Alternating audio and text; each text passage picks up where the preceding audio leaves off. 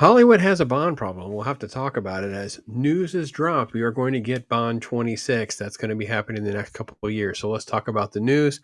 Some of your thoughts will be welcome in the comments. Let's get to the story right now. The exclusive coverage is from Deadline. That's right. This is Breaking Baz. 007 News with Denis Villeneuve. He will be starting as director on James Bond 26, after he finishes up production over on Dune Part 3. And quote, are looking for a fresh face. That's right. And Bond's going to be male, written and created by Ian Fleming, and most importantly, an actor who hails from the British Isles. So they want a Brit to play Bond. You can see it right there. And I think this is welcoming news after some of the stuff that Amazon has done over the last few years with the thoughts of the last film. Obviously, they're trying to do sort of a quasi bait and switch, passing to the baton. And I still go back to that film going, what a mishandled mess, because they easily could have just had another female spy franchise kind of lifted out of that. That wasn't what they were going for. It's like kill off the guy and have it. So it doesn't sound like that's going to be what Villeneuve wants to go for. The article is pretty ambiguous with some of the names that are sort of been bantered around over the last few years, and things that are not going to be considered, I think, is pretty much what the only insight they have. Just so you know, some quotes that were given to this source talks about their tell us the ideal approach is to cast an unknown, possibly in late 20s or 30s, a blunt instrument using Fleming's terminology, lethal but quote extremely dull, uninteresting man whom things would happen. See, this is opposite to even the Sean Connery version, because he was sort of like this suave, debonair guy. He used his own name. It definitely was total fiction and fantasy for people in the spy genre, not what real spies are like. And Ian Fleming, coming from his background, definitely wanted something a lot more grounded. But this age and the approach would rule out most of the actors that most people would think of when they talked about casting a Brit as James Bond. Obviously, you have from Henry Cavill to Idris Elba to, even as you can see, Tom Hardy and others. They either were too old or just wouldn't do it. But the producers, David Hyman and Amy Pascal, and the executives over Amazon are leaning towards someone new. It's definitely an interesting take on things. It's a bold strategy, Cotton. Let's see if it pays off for him. The article goes on to say, consider Bond 26 begins shooting in 2027, which means Aaron Taylor Johnson and Jack Lowden would be 37. They'd be too old? Question mark. How rugged and imposing would Bond be? Fleming describes Bond as being over 6 foot tall, even taller in his best. So German street brogues, and Daniel Craig is shorter than that. So, I mean, I'm not worried about the height part. They're going to shoot it in a way that makes that work. So I'm not worried about that.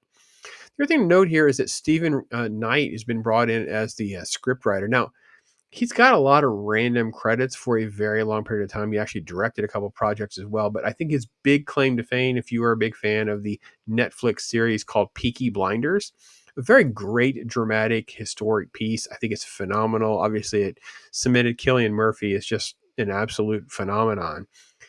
The problem I have here is he's more of a dramatic writer and not any sort of action credits that of note. I'm not saying none of these films were sort of action or he can't handle that as part of his job description.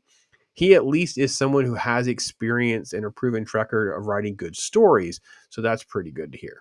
Knight's work includes SAS Rogue Heroes, Peaky Blinders, and Eastern Promises, all of them featuring kick-ass bone-crunching scenes. Quote, whoever it is has to look like he could kill you with his bare hands in a trice. From the moment you see him, that has to be readily apparent. I don't know about that. And I think that works with Daniel Craig.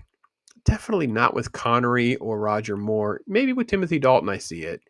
I don't even talk about George Lazenby, but I don't know that it has to be any of these things. I don't think that there's any parameters that are sort of ingrained in anyone loving the Bond franchise that we have to put up such strict barriers. I think that it's a dude, he's British, and now you have to figure out how it's going to work. Now, the problem with the timeline of the first 25 films is you've killed off Bond, at least allegedly or presumably. So I'm assuming we're going to have to do a prequel with a young Bond.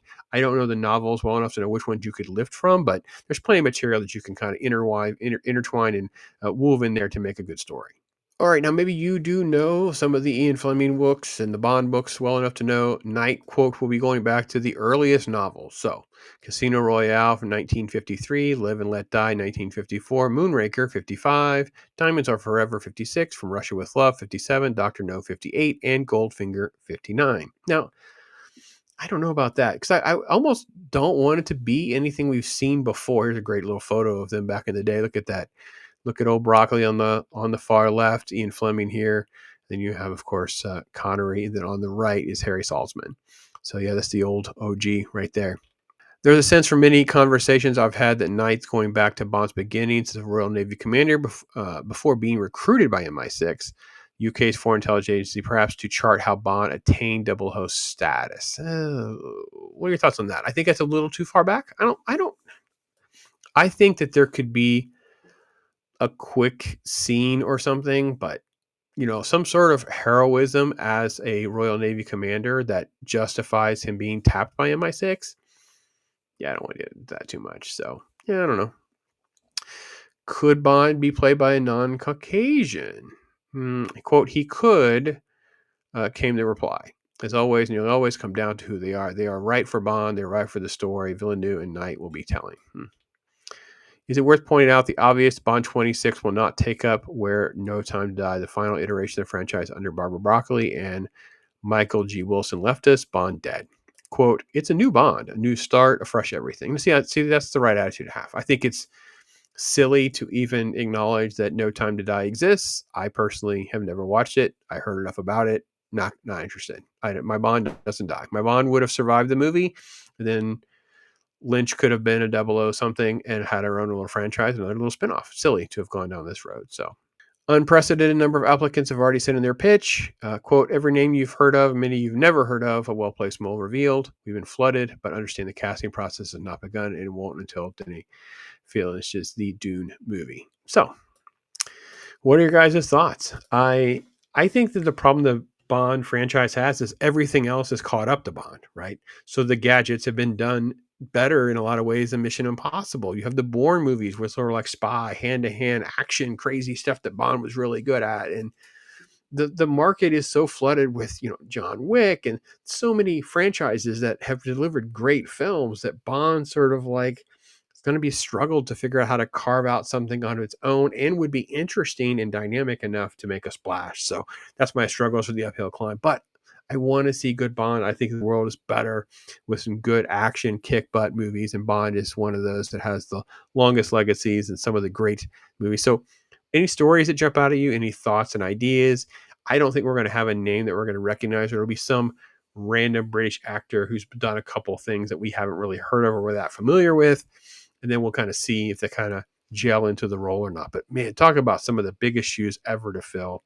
I'm interesting over the next couple of years how this will all shape out as the future of Bond basically will be at his feet. Denis Villeneuve. There you go. So definitely was not what I expected to see happen.